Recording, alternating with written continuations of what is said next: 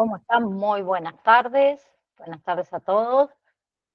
Quiero que sigamos. Habíamos empezado nosotros, o veníamos charlando, mejor dicho, de la categoría diagnóstico según el Manual de Diagnóstico y Estadístico de los Trastornos Mentales en lo que es la nosología moderna. A ver, hablamos la clase anterior de delirios, demencia tipo Alzheimer, y hoy nos tocaría hablar de lo que son trastornos amnésicos, ¿sí?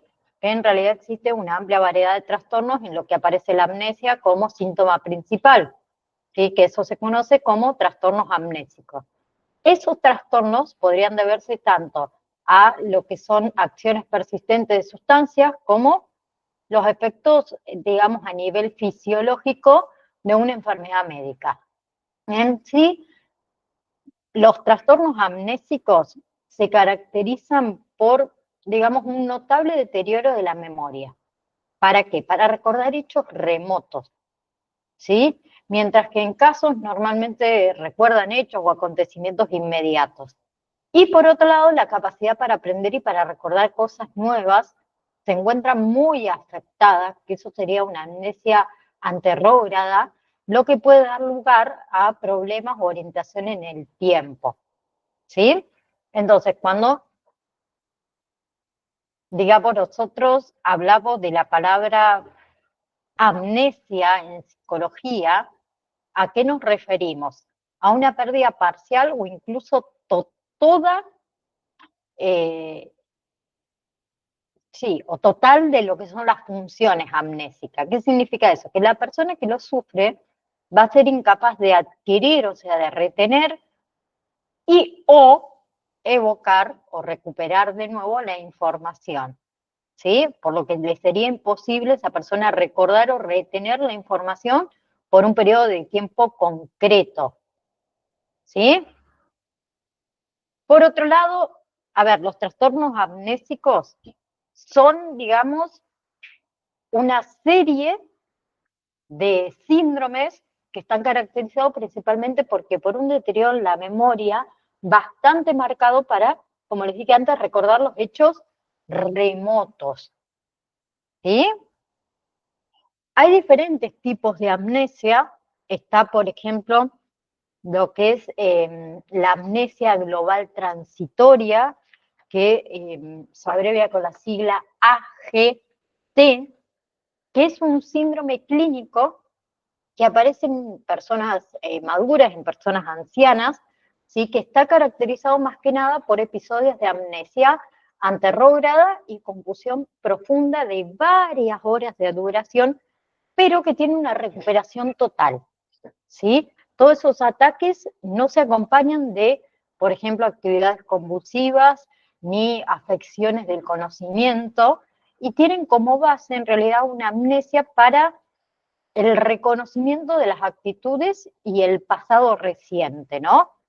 Hay otro tipo de amnesia, que son las amnesias traumáticas, que generalmente son causadas por lesiones en la cabeza, puede ser una caída, puede ser un golpe, ¿sí?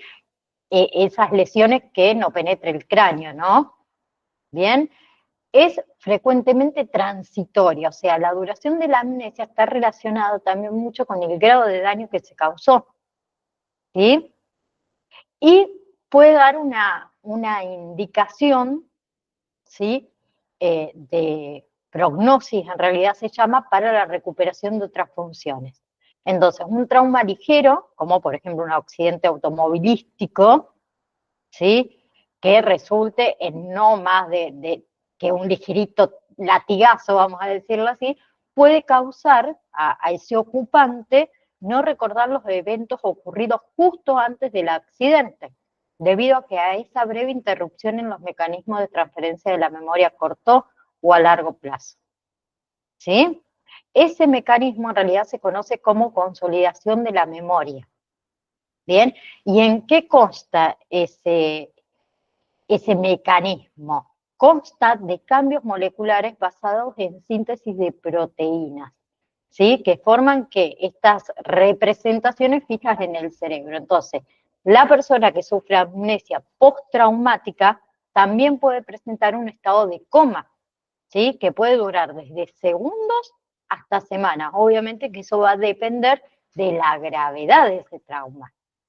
¿Qué pasa? Luego del estado de coma se presenta un periodo de confusión, ¿sí? Entonces la persona va a presentar ¿qué? Una amnesia anterrógrada de los eventos ocurridos en el periodo ese de confusión, ¿sí? Después hay otro tipo de amnesia, que es la amnesia por terapia electroconvulsiva, que eso se da después de la convulsión, y aparece ese estado de confusión, seguido de amnesia tanto retrógrada como anterrógrada. Pero la memoria se recupera gradualmente, ¿sí? Yo quiero compartirles un pequeño videíto con respecto a esto, a las amnesias y los diferentes tipos, que quiero que lo veamos y lo escuchemos juntos.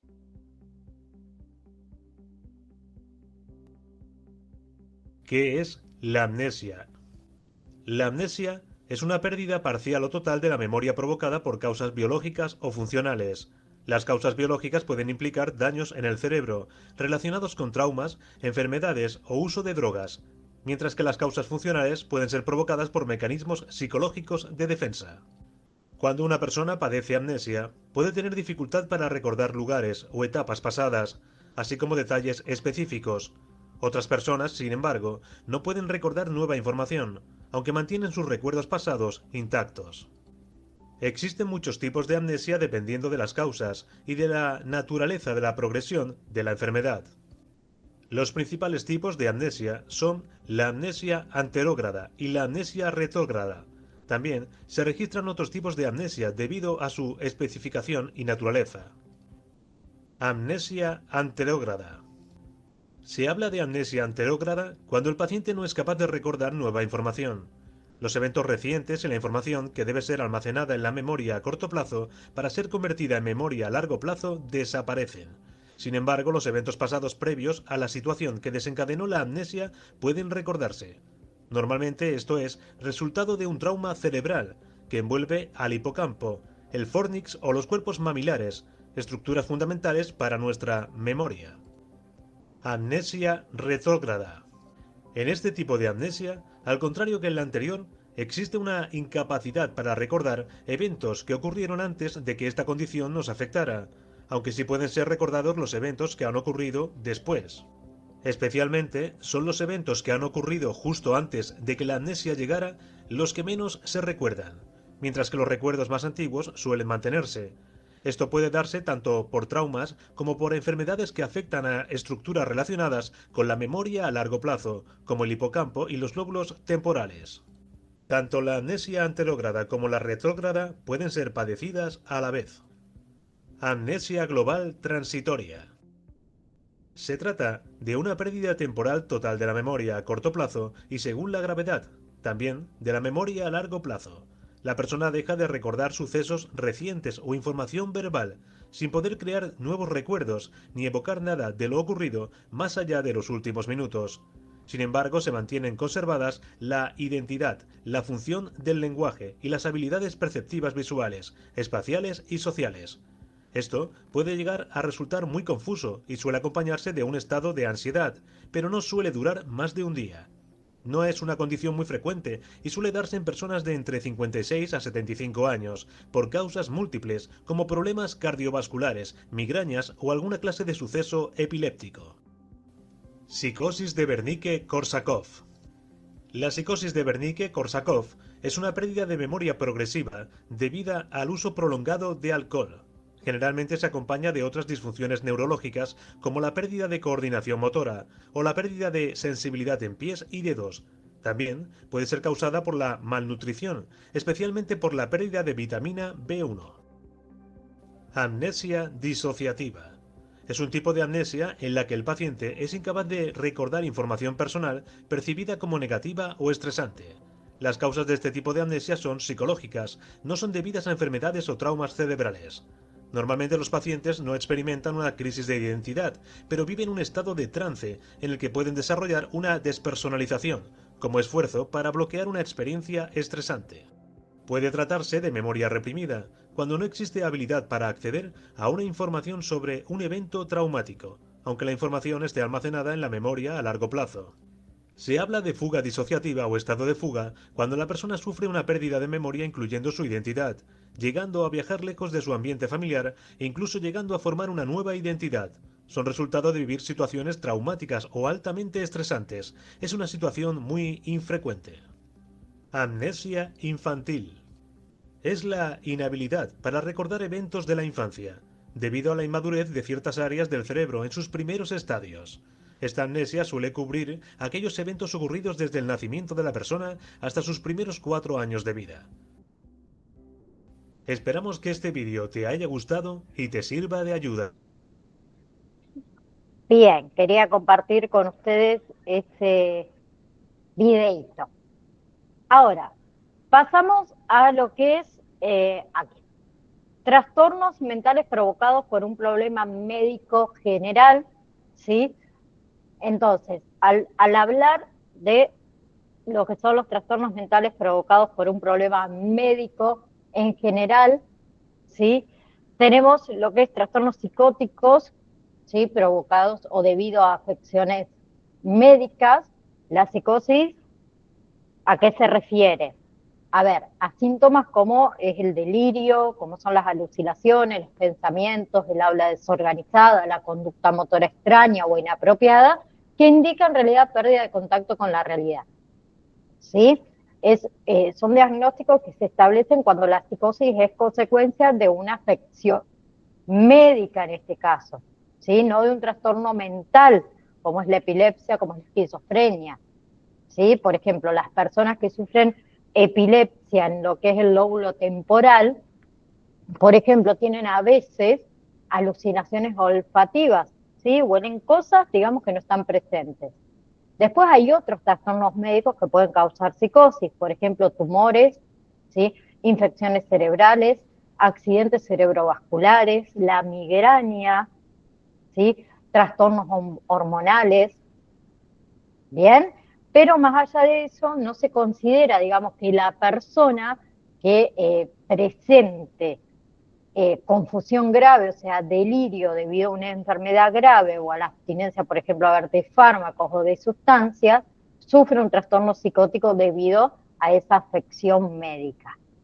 ¿Sí? En realidad, mayormente, ¿qué pasa en estos casos? Que el tratamiento de la afección médica, ¿sí? Tratando la enfermedad, reduce la gravedad de los síntomas psicóticos. ¿Sí?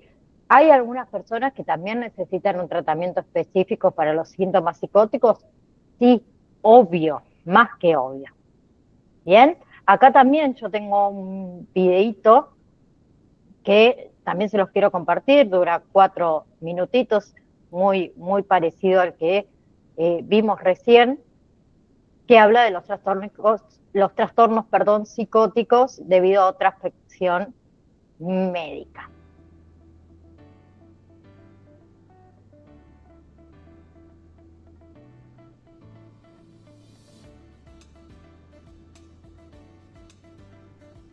Hola, hoy te hablaré sobre el trastorno psicótico debido a otra afectación médica.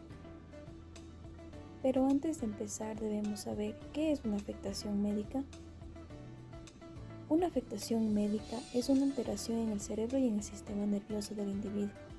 El trastorno psicótico debido a otra afectación médica puede producirse por la epilepsia, esclerosis múltiple, sida, neusífilis, hipertiroidismo, hipotiroidismo, deficiencia de la vitamina B12, entre otras.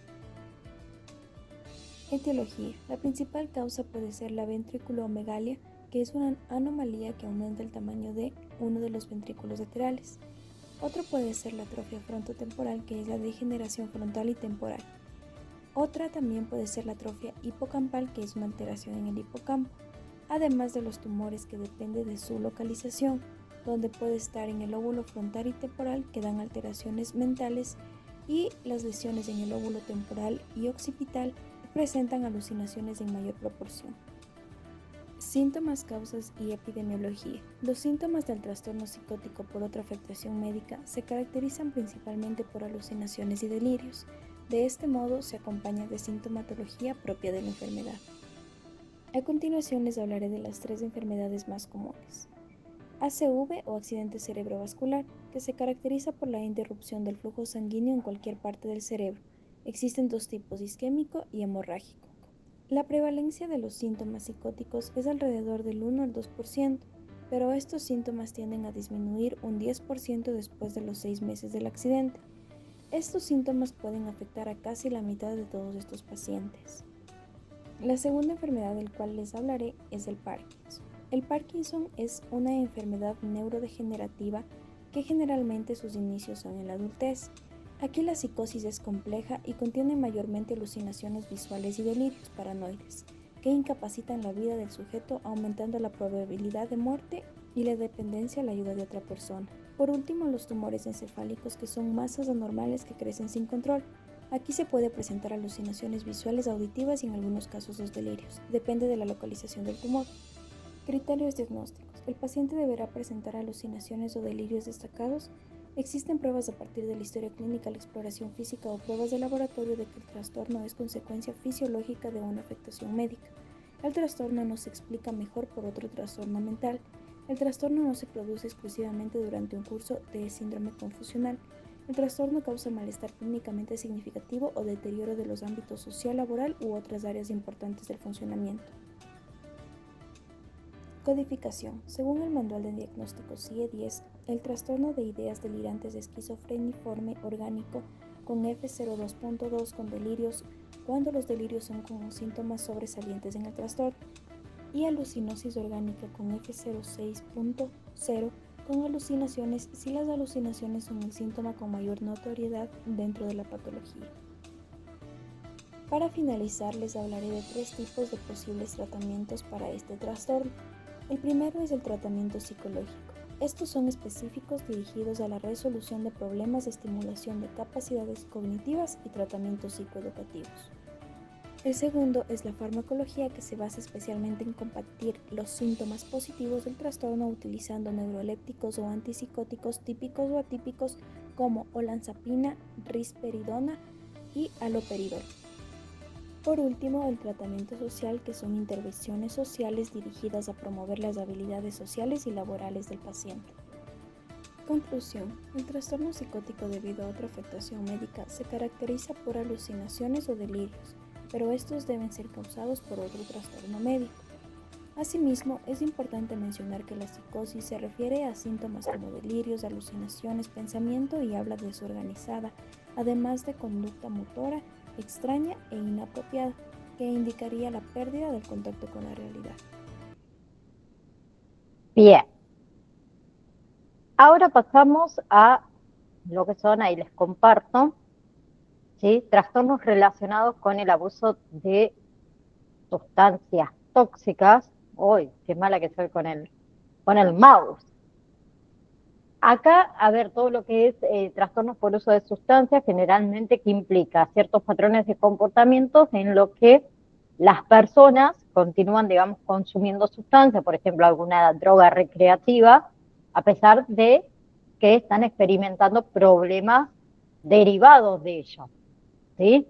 En realidad las sustancias, a ver, involucradas tienden a aparecer, ¿sí?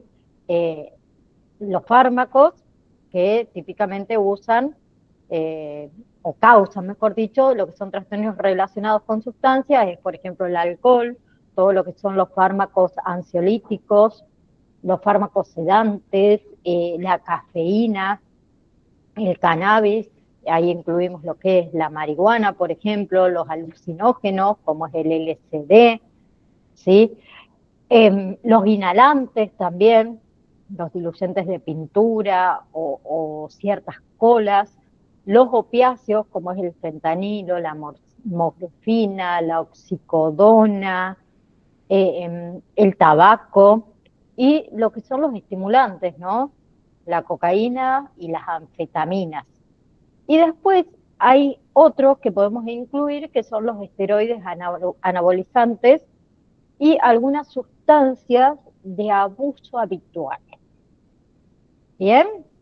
Entonces, todo lo que son las manifestaciones y el tratamiento, digamos, específico de la intoxicación y la abstinencia, ¿sí? Va a variar obviamente que según la sustancia, según la categoría de sustancias, ¿sí?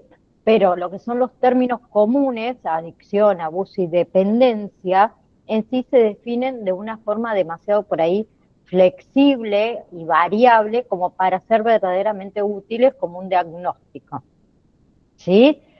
Por el contrario, la expresión trastorno por consumo de sustancia tiene un significativo por ahí un poco más amplio, tiene menos connotaciones negativas, por eso se llama de esa manera, ¿sí? Hay ciertos trastornos del pensamiento que son provocados, por ejemplo, por el alcohol, los inhalantes o los fármacos hipnóticos sedantes, y así también tenemos todo lo que son los trastornos de la percepción, que pueden ser causados, por ejemplo, por los alucinógenos, ¿sí? Que pueden ser esos de larga duración. Bien, a ver, para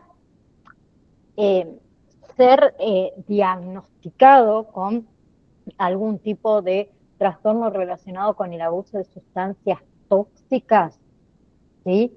El trastorno mental debe aparecer en el plazo máximo de un mes de la intoxicación con sustancias o de la retirada de las sustancias, debe provocar un malestar muy significativo, ¿sí? O alterar el funcionamiento normal de la persona, ¿sí? También no debe aparecer únicamente durante el delirio agudo causado por esa sustancia y no debe prolongarse durante un periodo de tiempo sustancial, ¿no? Bien, ahora, eh, yo creo que la clase pasada que no se grabó, en realidad creo que llegamos hasta aquí, no estoy segura, pero por las dudas vamos a hacer una cosa. Voy a darles esquizofrenia y otros trastornos psicóticos, vamos a hablar un poquito de la esquizofrenia y si no, lo volvemos a repetir la clase que viene, ¿sí? Lo que es la esquizofrenia en sí, que en realidad es un trastorno mental, ¿no? ¿Sí? Que la persona, a ver, tiene dificultad, vamos a decirlo de esa manera, en diferenciar lo que es real de lo que no, ¿sí? Dificulta, digamos, también pensar con claridad, ¿sí? O tener respuestas emocionales normales o actuar de una manera normal, vamos a decirlo, en situaciones sociales, ¿sí? En sí la esquizofrenia es una enfermedad bastante compleja, ¿no? Entonces los expertos en salud, ¿sí? No están seguros de sus causas o de cuáles son sus causas, pero es posible que influyan los genes, ¿sí? La esquizofrenia está presente por igual en hombres y mujeres, ¿sí? Generalmente la esquizofrenia comienza en la adolescencia, ¿sí? O en los primeros años de la adultez, pero también puede empezar más antes, más tarde, ¿no? ¿Sí? Y lo que es la esquizofrenia en los niños, por lo general, comienza después de los 5 años de edad. ¿Sí? Es poco común en la niñez. ¿Sí? Es por ahí muy difícil de diferenciarla de otros problemas del desarrollo. ¿Bien? Ya ahora, si hablamos de los síntomas, generalmente se van presentando lentamente a lo largo de meses o a lo largo de años. ¿Sí? La persona puede tener muchísimos síntomas o puede tener solamente algunos síntomas. ¿Sí? Hay personas con esquizofrenia que pueden tener dificultad, por ejemplo, para conservar amigos, para conservar el trabajo, pero también puede tener otros problemas de ansiedad, de depresión, de pensamientos, de comportamientos suicidas. Entonces, los síntomas iniciales podemos incluir lo que es, por ejemplo, sentirse tenso, sentirse irritable, tener dificultad para concentrarse, tener dificultad para dormir, y a medida que la enfermedad continúa, la persona puede tener problemas con el pensamiento, con las emociones, con el comportamiento.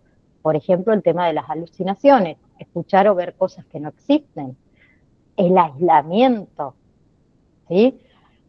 Los problemas para entender y tomar decisiones, los problemas para prestar atención o mantener la atención en alguna actividad, ¿sí? Los delirios, esas creencias fuertemente sostenidas que no son reales, ¿sí? O hablar por ahí de una forma que no tiene sentido, ¿sí? Obviamente que al tener esquizofrenia hay un incremento de riesgo de, por ejemplo, desarrollar un problema con el alcohol o con las drogas, ¿sí? Que el consumo de esas sustancias aumenta la probabilidad de reaparición de los síntomas, ¿sí? También tener esquizofrenia incrementa su riesgo de desarrollar enfermedades físicas, ¿sí? Por ejemplo, a ver, ¿por qué digo esto en realidad? Se debe más que nada a un estilo de vida inactivo, ¿sí? Y puede ser también por los efectos secundarios del medicamento. Y otra complicación es el suicidio, ¿sí? Hay diferentes tipos de esquizofrenia. Tenemos, por ejemplo, lo que es la esquizofrenia tipo desorganizado, ¿sí? Que impide principalmente, mejor dicho, impide, no, incide en lo que es el plano del lenguaje, ¿sí? Hay una desorganización que afecta tanto el habla como también el comportamiento, ¿sí? O sea, la persona puede estar activa, pero sus acciones no conducen a ninguna meta específica, ¿sí? La más frecuente es la esquizofrenia tipo paranoide, ¿sí? Es la más frecuente de estas condiciones, que afecta principalmente lo que es el plano psíquico, ¿sí? Donde el individuo presenta alucinaciones o ideas delirantes, ¿sí? Que generan una interpretación errónea de la realidad, ¿sí? Después está la esquizofrenia tipo indiferenciado, ¿sí? Que en este tipo de esquizofrenia se involucra a los parientes, ¿sí? Después está la tipo residual, que se caracteriza más que nada por los síntomas que deja un episodio anterior de esquizofrenia, y está la tipo catatónica, ¿sí? Que afecta principalmente todo lo que son las funciones psicomotoras del organismo. Bien, también tengo un pequeño videito para compartirles y con eso vamos a culminar el día de hoy. A ver.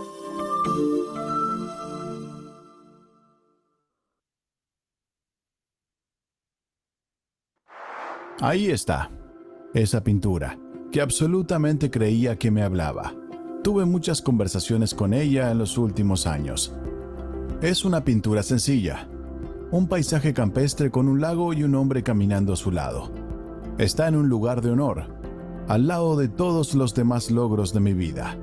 Ahora estoy celebrando mi próximo gran logro. Aprendí a vivir con mi diagnóstico. Verás, tengo esquizofrenia, y esta pintura es un recordatorio de lo lejos que llegué en mi jornada de salud mental.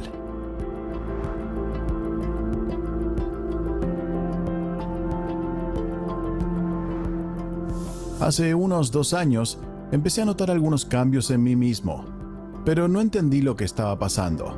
Trabajaba en mi primer trabajo real hacía más o menos 1 año. Las cosas iban bien al principio, pero luego comencé a tener dificultades para concentrarme. Después de un tiempo, también comencé a ver objetos moviéndose solos.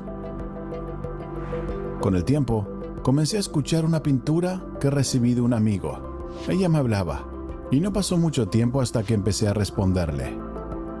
Además, las personas a veces no parecían entenderme cuando hablaba con ellas, y empecé a tener muchas dificultades en el trabajo. Fue solo mucho más tarde, casi 1 año después de notar los síntomas por primera vez, que hablé con un psiquiatra, y me di cuenta de lo que estaba ocurriendo. Mi psiquiatra me contó sobre una enfermedad mental llamada esquizofrenia. La esquizofrenia es un trastorno grave de salud mental. Puede afectar significativamente las maneras que uno actúa, piensa y siente. Interfiere en la lógica que uno normalmente usaría y la persona puede comenzar a actuar de formas que parecen extrañas para otras personas. Por ejemplo, realmente creía que estaba viendo que los objetos se movían solos y podía hablar con ellos. Ahora sé que estaba teniendo alucinaciones y delirios, algunos de los síntomas de la esquizofrenia. Todos con esquizofrenia tienen su propia experiencia, pero la enfermedad incluye tipos específicos de síntomas. Un síntoma es tener alucinaciones, cuando tus sentidos perciben algo que no está sucediendo realmente. Pueden ocurrir alucinaciones con cualquiera de nuestros sentidos, como ver cosas que no están ahí, conocidas como alucinaciones visuales. O sentir que algo está dentro u ocurriendo a tu cuerpo que no está realmente allí, llamada alucinación táctil. Las alucinaciones pueden incluso extenderse al olfato, conocidas como alucinaciones olfativas. Alucinaciones auditivas, como escuchar voces, son el tipo más común de alucinación en la esquizofrenia. La voz que escuché de la pintura fue tan clara como si alguien estuviese parado a mi lado, hablando conmigo. No tenía control sobre la voz, no podía hacerla desaparecer sola. Personas que viven con esquizofrenia también pueden tener delirios o fuertes creencias en cosas que no son ciertas. Eso podría ser una creencia que otra persona o grupo está tratando de hacerte daño o te controla a ti o a tus pensamientos. Otro ejemplo de ilusión es que puedes pensar que eres una persona famosa de la historia o que estás en una relación con una persona famosa. Personas que viven con esquizofrenia también pueden tener síntomas que afectan su capacidad de pensar con claridad. Eso se llama pensamiento desordenado y se ve típicamente en la forma en que una persona habla. En mi caso, hablaba de cosas que no encajaban mucho con la realidad. Personas que viven con esquizofrenia también pueden tener dificultades para concentrarse o prestar atención. Frecuentemente, saltaba de un tema a otros temas no relacionados, y la gente creía que mis respuestas a sus preguntas eran raras. El comportamiento desordenado es otro síntoma de esquizofrenia. Para mí, actuaba de maneras cada vez más impredecibles, como quedarme perturbado muy rápido. Para otros, esto podría manifestarse repitiendo un movimiento específico o frase en voz alta y repetidamente. Para las personas que viven con esquizofrenia, ellas pueden parecer que no tienen la gama habitual de emociones. Esto se llama afecto plano. Estaba pasando un mal momento con mi estado de ánimo. No disfrutaba las cosas que solía disfrutar. Me era realmente difícil relacionarme con otras personas y no quería estar cerca de ellos. Las personas con las que sí interactuaba estaban confundidas por lo que veían que me pasaba. La buena noticia es que el tratamiento para la esquizofrenia está disponible. Mi familia notó un cambio en mí y me instó a ver a un médico. Después de un tiempo fui a una psiquiatra. Con la ayuda de mi familia le dije lo que estaba pasando. Ella me preguntó hace cuánto tiempo mis síntomas llevaban ocurriendo y cómo estaban impactando mi vida. Empecé a tomar medicamentos y con el tiempo, después de encontrar qué medicamento y cuál era la dosis adecuada para mí, juntos descubrimos el mejor plan de tratamiento para mí. También me recomendó ver a una psicóloga para ayudarme a trabajar las habilidades sociales y hacer frente a los altibajos de mi tratamiento. Ahora tengo un equipo de soporte que me ayuda a controlar mis síntomas de esquizofrenia. Mi familia, mi psiquiatra y mi psicóloga me ayudaron a lo largo de mi jornada. Hay días buenos y días no tan buenos, pero he aprendido a vivir con esquizofrenia. Esta pintura es mi recordatorio de lo lejos que he llegado.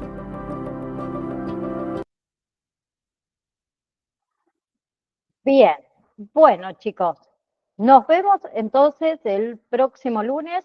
Vamos a seguir hablando de lo que es esquizofrenia y otros trastornos psicóticos. Nos queda hablar de trastorno psicoafectivo, trastorno delirante, luego pasaremos a lo que son los trastornos del estado de ánimo, después nos queda trastornos de ansiedad y lo que son trastornos somatoformes, que también vamos a tratarlos.